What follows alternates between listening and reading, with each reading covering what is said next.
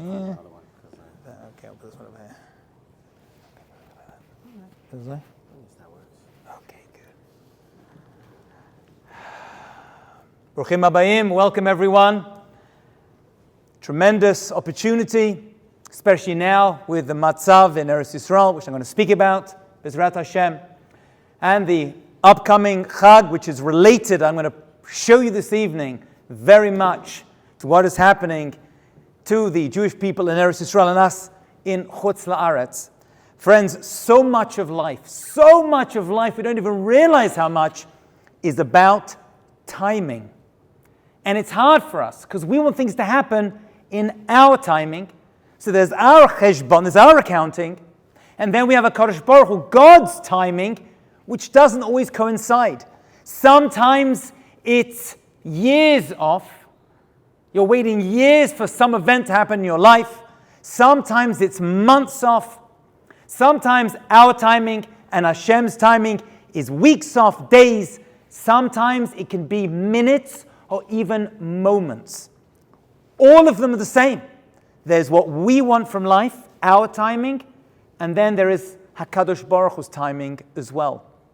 I'd like to give you just to start with a few light stories before I get very heavy and very deep.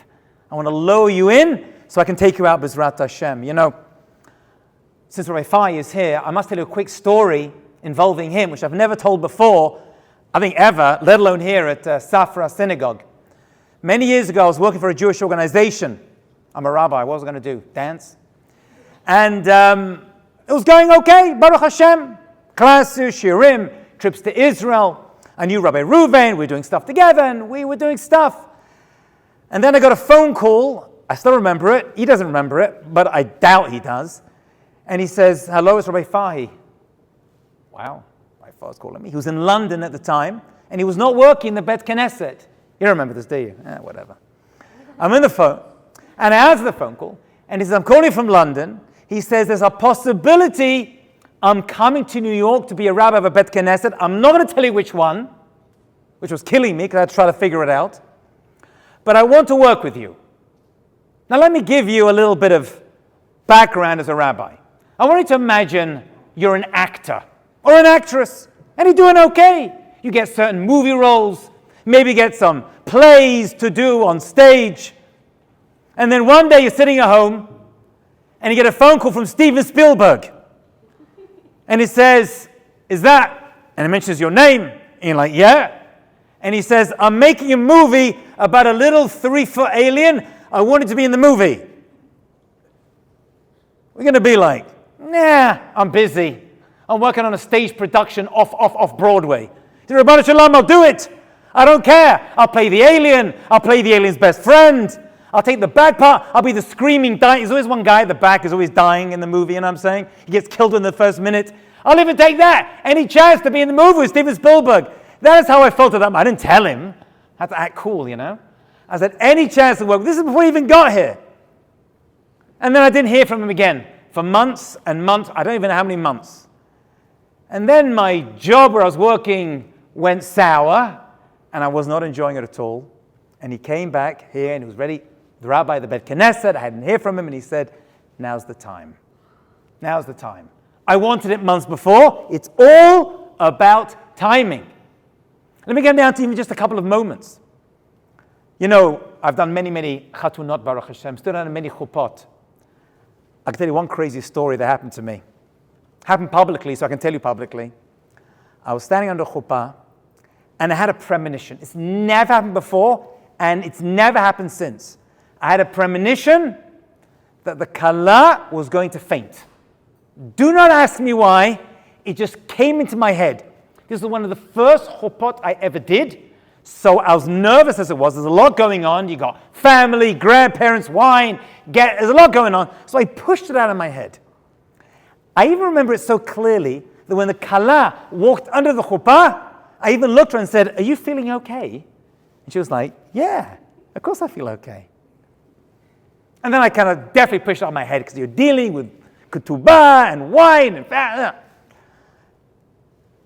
As the ceremony is happening, I hear a loud groan behind me. And this is on video if you ever want to see it. And I turn around, and the mother of the kala goes from this to this. And she falls. And as she falls, no one's catching her.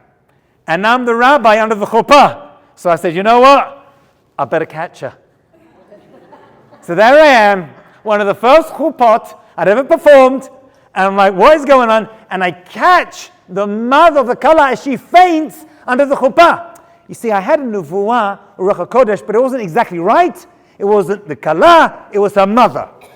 And I catch her, and I look around, and I'm like, is there a doctor in the house? Not one doctor! Ribbon Shel Olam, it's a chatunah. You would have thought doctors. Plenty of lawyers. Oh, make no mistake. One girl puts her hand up and says, I'm a dental nurse. I said, her teeth are fine. She's fainted. So with that, we put her on. Basically what happened was she was dehydrated and she drank too much alcohol, this lady, and that's why she fainted under the chuppah. So I'm tending with her, and I turn around to the kala, and she's standing. This whole thing has taken like 5 minutes to revive her. The husband starts slapping her in the face, trying to wake her up during her daughter's chuppah. And I turn around to the kala, and I said, what should we do? And she said through clenched teeth, get on with it. After the chuppah, she said to me, is that a bad sign? This is a very common question. Is that a bad sign? Is it a bad siman that this thing happened under my chuppah? My mother fainted under the chuppah. I said it's preparation for what you're going to do to her in the future and what your husband's going to do to her, but we'll leave that aside. I said it's not a siman ra. I said we just needed 5 more minutes before the ring could go on the finger. HaKadosh Baruch Hu's got the timing down perfectly. Hashem knows exactly the right moment. Your mazal of being married wasn't 5 minutes ago, it was 5 minutes later. That's how HaKadosh Baruch Hu runs the world. And I'm talking minutes. It's actually even seconds. Chut HaSa'ara. And so I need to wait all those months and be miserable in my job to Raifah. He took me out and redeemed me from Mitzrayim and maybe work with his organization, the Bet Knesset. It's all about timing. It's not even his timing. It's all HaKadosh Baruch Hu. Hashem put it into his head.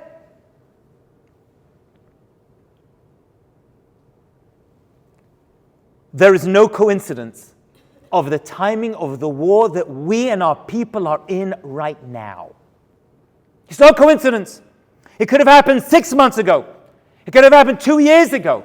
And it happens now in this year. 5784. Between Purim and Pesach. And I'm going to explain to you why this period is so obvious. It's so, if you just understood how the Jewish holidays worked, how these chagim work together and interplay with each other, you'll see it. Of course, Iran was going to bomb us right now. Ribbon Shel Olam. It makes so much sense. To answer this, I need to ask another question. And that is, why does Purim occur every year, no matter what happens, 30 yom lifnei Chag? Purim must always be 30 days for Pesach. Why? Why do I need that? Why do I care how many days? Do I care how many days between Shavuot and Sukkot? No. Each one has their own dates.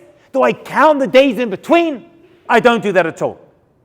So why do we do that now? Oh, there are 2 Adars, like there is this year. It's a Shana Ubert, a pregnant year. And we don't celebrate Purim in the first Adar, which it probably should be. We push Purim another month, just so that Purim appears 30 yom lifnei Chag, 30 days before Pesach. That is halacha. Always must be. Why? Why do I need that? What is Purim all about, my dear friends? Purim is all about, if you remember, dealing with Amalek. That's the theme. The death and destruction of Aman, the death and destruction of all Amalek who want to wipe us out. That is what the main theme of Purim is. It is not, I'm going to be very clear with you, a geula, a redemption. We weren't redeemed.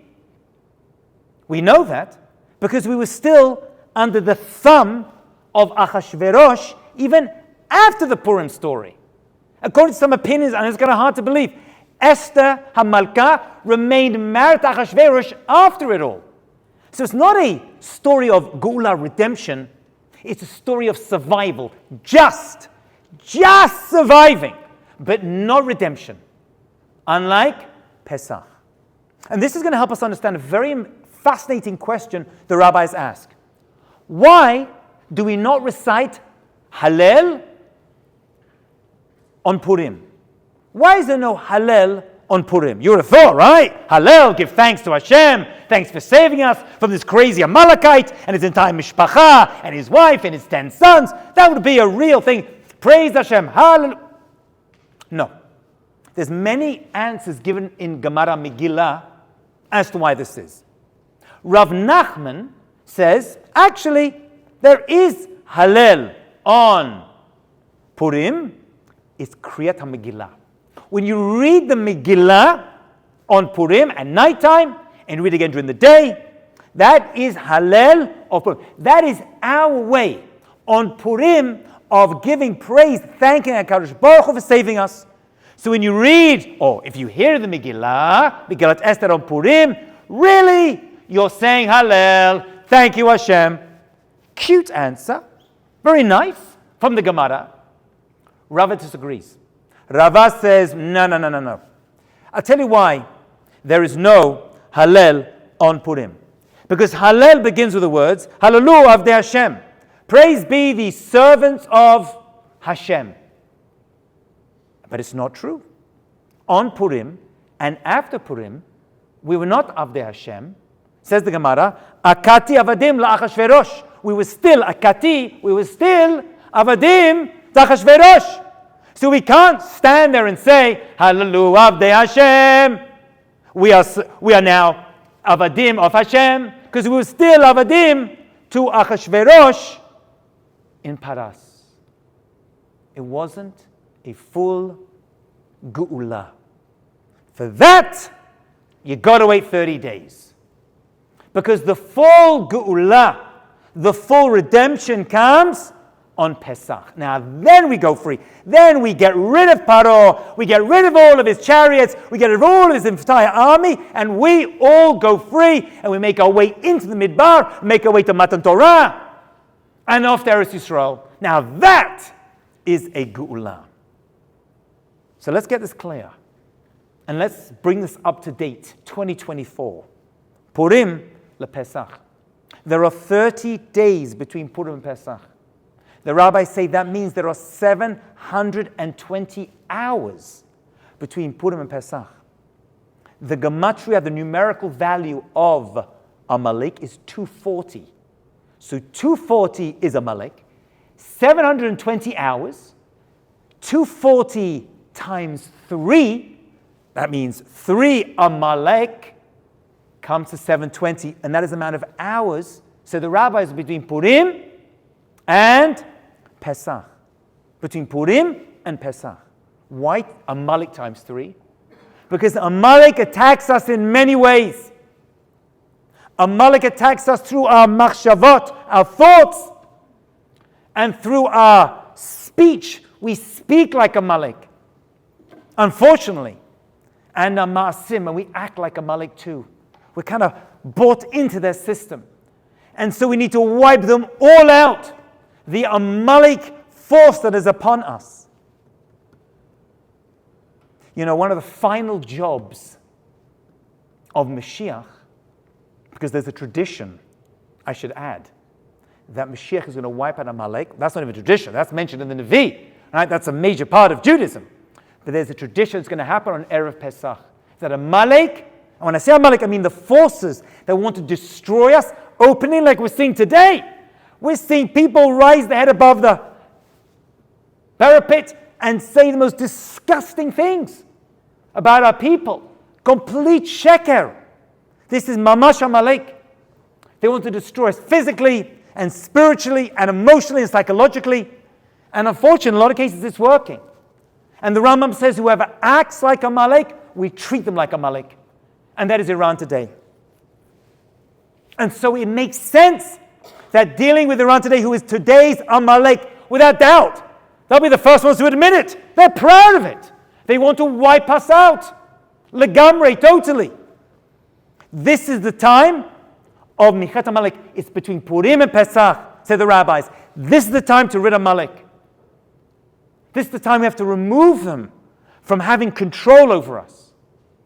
And one of the main areas of control they have over us, my dear friends, is in our emunah. That's what they love to do. They like to weaken our emunah, our faith in Hashem. They love it. They can't get enough of it, my dear friends. That's what gives them chizuk. Breaking our faith in ourselves, in our Kadosh Baruch Hu, in our families, in our safety. That's why days and days, we're going to attack you, we're going to attack you. People are freaking out. They're breaking our spirit. That's why the word for Amalek has the same gematria 240 as safek, doubt. They love to sow seeds of doubt into our minds. Are we really meant to be doing this? Are we really? Maybe we are the bad guys. Maybe we've all thought it for a moment. Maybe we are the bad ones. Everyone's saying it. Maybe they're right. They're not. We are the holders of emet. We're the final bastion of truth in the entire world. This is who we are. We need to rid Amalek. And the way to get rid of Amalek is one thing, says the Chafetz Chaim. There's many ways. And that is lashon hara. We're going to have to improve our speech somehow. It's so difficult. You know, I sound radical, and I apologize for even saying this, but I really believe this to be true. You know what's happened over the past few days? We've all stopped speaking lashon hara about each other because we're too busy speaking lashon hara about Iran. It's ironic, isn't it? Your conversations, you're not talking about what she's wearing, what he's doing, what they're worth, what they said to you. Who cares about them? I don't care about my neighbors. They can do whatever they want. They're trying to kill us. So Hashem is like, oh, you want to show you that you can actually overcome your desire to talk smack about each other? I'll give you all a united enemy. You can talk about them instead. It's unbelievable. I mean, I haven't done a study on this, but I guarantee the amount of lashon hara that has been spoken about Am Yisrael from Am Yisrael has been reduced greatly, as we're just talking lashon hara and smack about our enemies that want to kill us, which makes sense. If you're going to choose the two, I'd go for our enemies. It can't be a coincidence. It can't be. And that is going to be the secret to our geula. The secret to our redemption is going to have to be working on our speech. And I apologize for talking about this a lot. And I'll be honest with you, I speak lashon hara. There isn't a single person in this world that doesn't. I also like it. It's enjoyable. It gives us chizuk. At least one day a week, just give a little extra thought to the amount of lashon hara actually speaking. At least Shabbat, at least during the su'udot of Shabbat, where we know, says the Ben Ish Chai, every avera is worth 1,000 times more. Not good, right? So save your lashon hara for Monday morning. If someone has something bad to say, you know what? I really want to hear what that family is up to. Let's discuss it Tuesday afternoon. Call me, I'll be available. At least push it away, be docheh, right? You could push the fast days away from Shabbat in order to keep the sanctity of Shabbat. I think we could docheh, we can also push away the lashon hara. Try to keep the Shabbat table kadosh and pure. It's tough, I know, because you're there, and family, and kibbuzing, and shmuzing. But more important is the Pesach Seder. Try to keep it positive and happy and akarat tov. And the way to do that, my dear friends, is to prepare. Please, I beg of you, don't just turn up to your Pesach Seder and blow the dust off the Haggadah and start talking. Just open up for just a few minutes, a few days before, a few notes, read through the little stories at the bottom, have a couple of questions to ask. Dayenu. That's all you need. Try to make a matzav, but try not to have. You can even say it. You could be from for 3 hours, however long it takes you. Please, Pesach Seder, no lashon hara. After Pesach Seder, lashon hara. But then I'll be too drunk and tired, so I won't have the patience anyway. Try to keep it naki. It'll make a massive difference. Because my friends, right now, this war happened at a time of Michet Amalek. There is a window of opportunity. And I'm going to finish with the words of the prophet. I have so much more to say, but we have other wonderful friends and speakers who are going to talk to you this evening. The question I've been asked again and again and again, since October 7th, but definitely the past couple of days, and mostly goyim, embarrassingly, you keep asking me this, is this Gog and Magog? Every Jew suddenly obsessed with Gog and Magog. And you know what I say to them? I think it is. And I just look at the words of Yechezkel and Navi, Ezekiel the prophet. I'm going to read the words in black and white. He said it. It was put inside Tanakh. It must be there for us to read. And Hashem says, I'm going to lead your enemies, that's our enemies, astray. I'm going to put hooks into their cheeks, which is a metaphor to mean I'm going to drag them into a place they really don't want to be. And I'm going to bring them out with their entire enemy, and with horses and riders and ballistic missiles and drones. It's all the same. In splendor. And there's going to be a vast assembly with shields and helmets. And then it goes on to name the various nations of Gog and Magog. I don't know who these nations are. Cush, Put, Gomer, Torgama, different opinions who these people are. But there's one name I do recognize. And it's the first name that is mentioned of Gog and Magog. And that's Paras, Persia, one-day Iran. It says it. The prophet's telling, he's talking to us today. They were not a problem for thousands of years. Well, out of the blue, Pitom, suddenly, in the past number of years, and now past few days, we mamash see Paras become the biggest thorn in our sides. For centuries, if not millennia. One of the biggest brazen attacks against our people in centuries. I don't know what to tell you.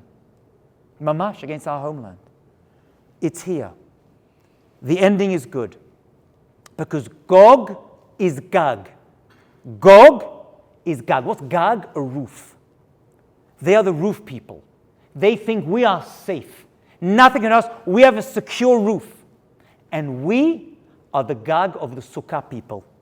That flimsy roof, because we put our faith not in our roof, says Rav Hirsch. We put our faith in HaKadosh Baruch Hu. That's what we need to work on. Our speech, because we know that speech leads to galut, exile, and we put our faith in HaKadosh Baruch Hu. And that's emunah. That's what we need to be working on. And everyone's got to figure out themselves. For some people, it's more Torah. For some people, it's more tefillah. For some people, it's not speaking about Knesset. I don't know. You got to figure it out yourself. And if you want to talk to me, you can be available. You can speak to me. I make myself available to you to discuss it where you need to work on. Everyone needs to work on something right now. We're not fighting the war. We're not even in Eretz Yisrael. You can't even fly to Eretz Yisrael. They've canceled all the flights. But what we can do is work on the inner Amalek that wants to destroy us, wants to break through, sow seeds of doubt into our minds, into our neshamot, our pure neshamot. My friends, this is the time. There is a window of opportunity right now for us to have a full geula. Hashem opens these windows and He says, I'm going to prove it to you very clearly. This is the time. There have been various tukufot through history. We know, the rabbis tell us. I think this is one of them. I truly believe it is. And therefore, let's make the most of the opportunity. Let's turn to HaKadosh Baruch Hu with tefillah, with simcha. Let's try to keep our seder clear and good and happy and argument-free. I know it's difficult. You're dealing with kids and grandparents. That's a toxic mixture. But there's an opportunity for amazing geula as we go from Purim to Pesach and Goloving this time next year. B'ezras Hashem, and I really mean this. We'll be talking and celebrating in Eretz Yisrael, in the safety of not a single missile in the entire world in existence. Hashem should bless you and your families. Hashem should bless our brothers and holy sisters who are in Eretz Yisrael, who are on receiving end of whatever's happening. And Hashem should make them all be safe and secure. B'mhereh b'amen. Chag kasher v'sameach.